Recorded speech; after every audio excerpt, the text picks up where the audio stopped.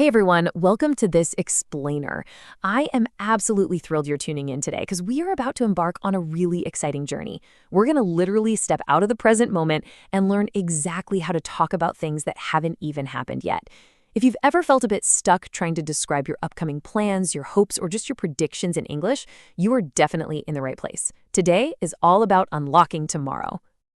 Okay, let's dive into this. Here is our roadmap to the future. First up, welcome to the future. Second, the will formula. Third, the going to formula.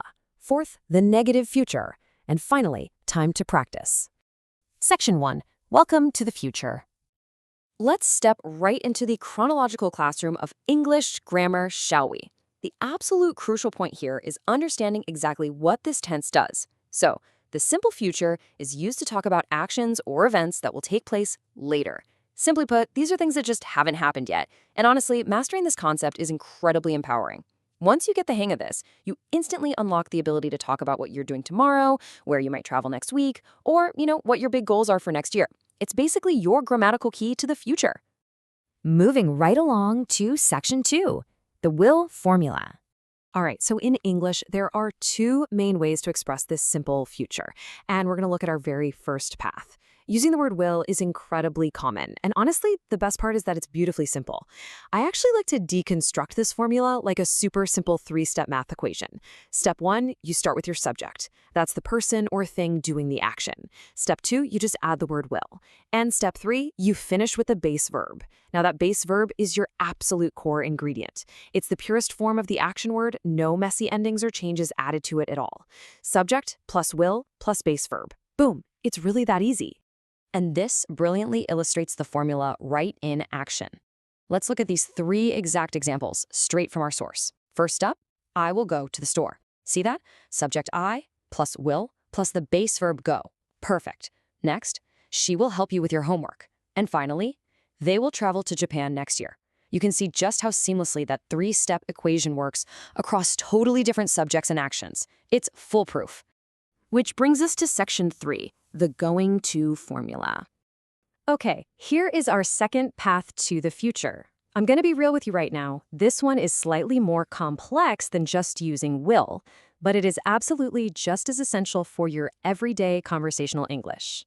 Let's walk through this four-step recipe together. Step 1 is the exact same. Start with your subject. But step 2, well, this is where the magic happens. You absolutely must use the to be helper verb here. Depending on your subject, that's going to be am, is, or are. Step 3 is adding the phrase going to. And finally, for step 4, we cap the whole thing off with our reliable core ingredient, the base verb. So to recap, subject plus am, is, are plus going to plus base verb. Got it? Now, what's really interesting about this slide is seeing how perfectly these examples follow our new four-step recipe to state future plans. Take a look. I am going to buy a new car. Notice the helper verb am matching perfectly with the subject I. Next one, he is going to visit his grandmother. The helper verb is matching he. And lastly, we are going to watch a movie tonight. It all just snaps together like perfectly organized building blocks, doesn't it? Section 4, the negative future. But hey, what happens when plans change? It happens to all of us, right? Let's compare our two negative paths side by side. This is where we learn how to shut down future plans using one single incredibly powerful word, not. To say something will not happen, both of our formulas simply require slipping the word not right into the equations we just learned. On the left side, with will, you use will not, or, and this is super common, you can squeeze them together into the contraction won't. Over on the right, with going to, you literally just add the word not right after your to be helper verbs. So after am, is, or are. Easy peasy. Just look at these examples. Honestly, there's almost a little bit of drama to them. I won't tell anyone your secret. That contraction, won't, is so common in spoken English, it's definitely a crucial takeaway for you today. And our second example, she is not going to come to the party. Or, if you want to use the contraction, she isn't going to come. The not drops right in after is. It's simple, it's effective, and it is completely clear. Section 5, time to practice. Let's move to this and see how it builds into real-world application.